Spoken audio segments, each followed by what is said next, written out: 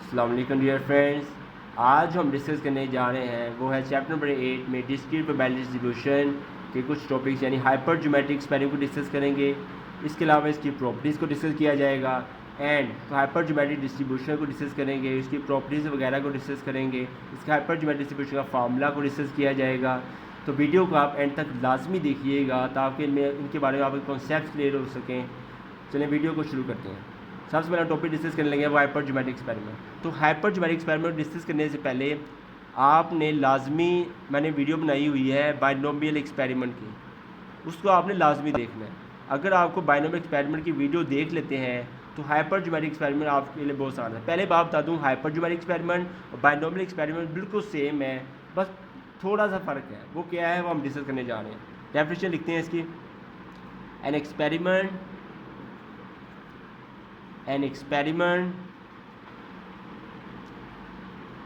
which has two possible outcomes, success and failure,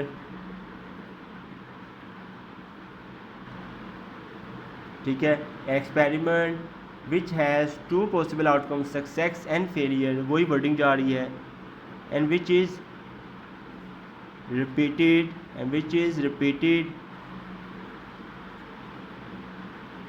a fixed number of times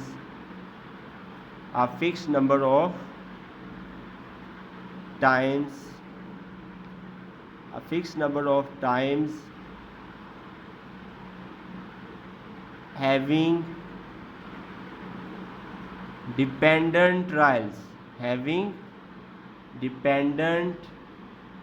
trials is known as hyper geometric experiment. तो थोड़ा सा फ़र्क है, binomial के अंदर भी यही वर्डिंग है। एन एक्सपेरिमेंट जो कहते हैं टू पॉसिबल आउटकम होता है, success and failure which is repeated a fix number time, bar bar repeat किया जाता है। हम डिस्कस किया हुआ, जैसे हेड को या फिर हेड कॉइन को किया जाता है या फिर डाइस को किया जाता है। हैविंग डिपेंडेंट ट्रायल, तो बाइनोमियल एक्सपेरिमेंट डिस्कस किया था all trials are independent. Hypergeometric experiment के अंदर क्या है, ऑल ट्रायल्स आर डिपेंडेंट। तो थोड़ा सा फर्क ये हुआ कि पता लग गया बाइनोमियल एक्सपेरिमेंट के अंदर ट्रायल्स क्या होती हैं, इंडिपेंडेंट होती हैं। हाइपर ज्योमेट्रिक एक्सपेरिमेंट के अंदर स्मॉल ट्रायल्स क्या होती हैं, डिपेंडेंट होती हैं। पर ये फ़र्क है, वर्डिंग आपने सेम वही लिख देनी है। Is that clear? इसकी प्रॉपर्टीज़ को डिस्कस करते हैं।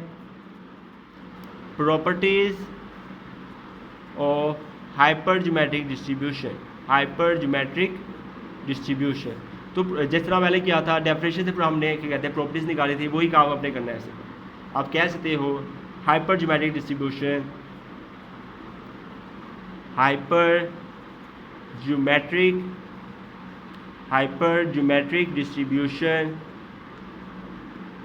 Has two possible outcome. Properties निकालनी आपने उससे ही, जो कहते हैं डेफिनेशन निकालनी, has two possible outcomes, success and failure, ठीक है। तो ये प्रॉपर्टी बन गई कि हाइपर ज्योमेट्रिक एक्सपेरिमेंट होता है, टू पॉसिबल आउटकम्स होते हैं, सक्सेस एंड फेलियर, ठीक है। डेफिनेशन से ही मैंने बना दी। दूसरी ये बना सकता हूँ, experiment is repeated a fix number of times. Experiment is repeated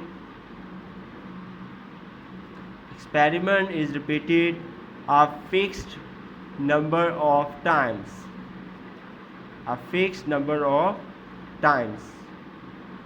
ये होगी सेकंड प्रॉपर्टी। थर्ड प्रॉपर्टी वही आप लिख सकते हो, all trials are dependent. Simple that, all trials are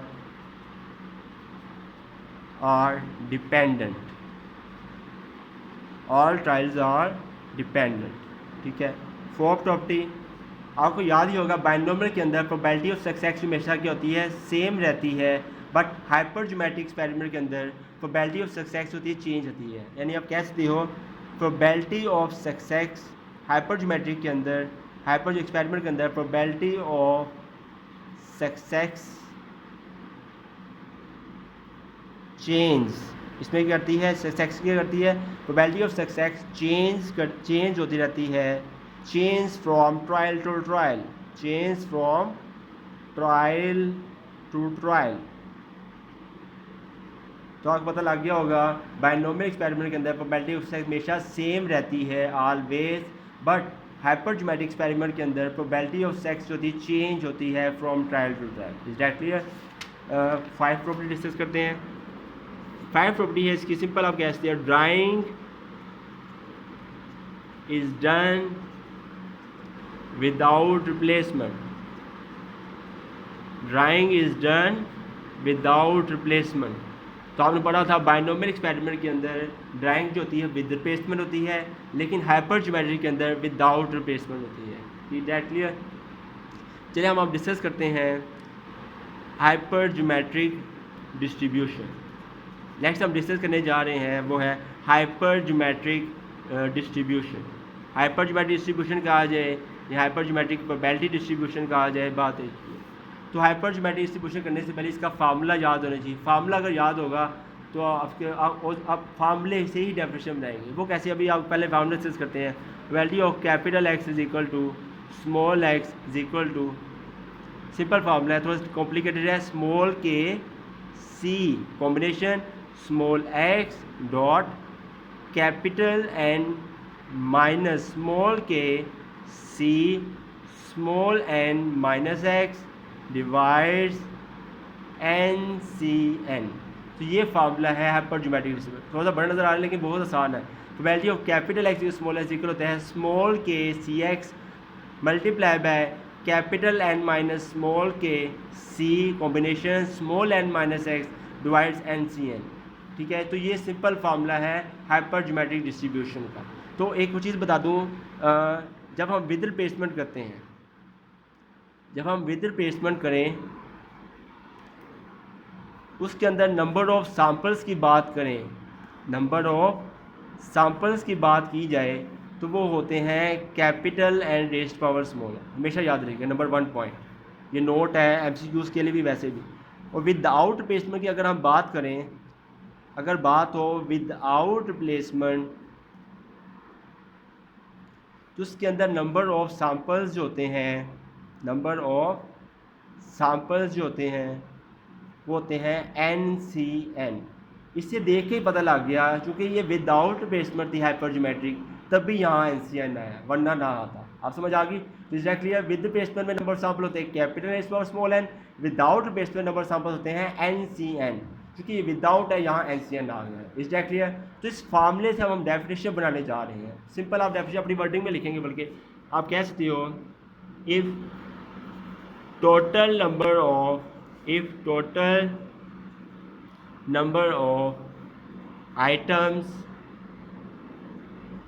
are capital N। आप कह सकते हो if total number of items, यानी जितनी हमें आइटम्स वगैरह गी हैं, जितनी ऑब्जर्वेशन गिवन है, उनकी टोटल तादाद को हम क्या कहते हैं? Capital N. Is that clear? And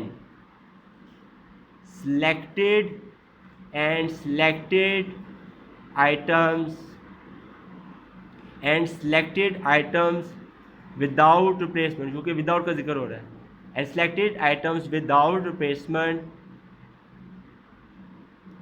are small n। Is that clear? तो चैप्टर पर प्रोबेबिलिटी की हम डिस्कस किया था इसके अंदर, वहाँ स्मॉल आर जो होता है हमने कहा था वो होता है सिलेक्टेड के लिए यूज़ होता है। किसके लिए यूज़ होता है? सिलेक्टेड। लेकिन यहाँ पर हाइपरजोमेट्रिक डिस्ट्रीब्यूशन के अंदर स्मॉल एन जो शो कर रहा है वो क्या शो कर रहा है? Selected item. जब हम न्यूमेरिकल करेंगे तो याद रखिएगा जो टोटल नंबर ऑफ आइटम्स होगी उसका आप कैपिटल एन कह देना, और सिलेक्टेड आइटम्स जो होगी उसे हम स्मॉल एन करेंगे। Is that clear? Next then k is the, जब हम डिस्कस किया ना के क्या है, देन के स्मॉल के is the number of successes, is the number of successes। Success जैसे कि सक्सेस लिखते हैं, आगे लिख देना ES। ठीक है, small k is the number of successes and small k हमें पता लग गया is the number of successes, तो ये इसका ऑपोजिट है। So capital N minus small k r is the, या फिर r the is the number of is the number of failures. ये बात तो क्लियर होगी कि K is the probability of success, ठीक है। सक्सेसेस शो करता है, कैपिटल एन माइनस के शो करता है फेलियर्स, ठीक है। तो K are the number of successes and capital N minus K are the number of failures, ठीक है। देन प्रोबेबिलिटी सिंपल वर्डिंग में बन रही है, simple. Then probability of x, जैसे पहले किया था बाइनोमियल के अंदर, probability of x successes out of k trials, is that clear. That probability of then probability of x successes, then probability of x successes and then probability of x successes and small n minus x failures and small n minus x failures, ठीक है। the probability of x successes and small n minus x failures out of k trials, out of probability of x successes, चलो मैं इस तरह कह देता हूँ, the probability of x successes out of, इसमें इजाफा करता हूँ, the probability of x successes out of k successes, out of k successes, ठीक है, and small n minus x failures out of capital minus k failures, out of capital n minus k failures is known as hypergeometric distribution. तो ये हाइपरज्योमेट्रिक distribution है। तो आप simple wording में कहना है, सिंपल आपने कोई आप कहना total number of items is capital N, a selected item without बेसिमल small N, then K is the probability of success, यानी ये सक्सेस है, कैपिटल में is the probability of failures, the probability of X successes out of K successes and probability of small N minus X failures out of capital N minus K failures is known as hypergeometric distribution. तो ये simple technique थी, इतना मुश्किल नहीं था, आपने बस formula याद रखना है, फार्मूला के आप अपनी वर्डिंग में डेफिनेशन बना सकते हैं, सिंपल चीज़। नेक्स्ट हम डिस्कस करते हैं प्रॉपर्टीज ऑफ हाइपरज्योमेट्रिक डिस्ट्रीब्यूशन। हाइपरज्योमेट्रिक डिस्ट्रीब्यूशन जिस तरह बाइनोमियल की रेंज आपको बताई थी ना, बाइनोमियल की रेंज की होती है एन से, इसकी रेंज भी आप समझ सकते हैं, इसकी रेंज भी एन तक होती है, याद रखिएगा। इस तरह बाइनोमियल की रेंज 0 से लेकर एन तक होती है, हाइपरज्योमेट्रिक रेंज भी 0 से लेकर एन तक होती है, ठीक है। एमसीक्यू कोई आप पूछ लेते हैं, मैं वैसे बता दिया आपको। नेक्स्ट अब डिस्कस करते हैं इसकी प्रॉपर्टी। पहली प्रॉपर्टी होती है मीन। मैंने कहा था मीन जो होती है वो एक्सपेक्टेशन भी खिलाती है, मीन जो होती है वो एक्सपेक्टेशन भी खिलाती है। इसके अंदर मीन जो होता है वो जिक्र होता है small k over capital N, is that clear. तो हाइपरज्योमेट्रिक के अंदर मीन जो होता है वो होता है small N K over capital N, बाकी बाइनोमियल में डिफरेंट होता है, इज दैट क्लियर। नेक्स्ट बात करते हैं साथ ही वेरिएंस की। वेरिएंस की बात की जाए, इसके अंदर फार्मूला होता है स्मॉल, थोड़ा सा लेंथी है लेकिन ईजी है, small N K over capital N bracket capital N minus K over capital N bracket capital N minus small N over capital N minus 1। Sir lengthy नजर आ रहा है लेकिन बहुत ईजी है।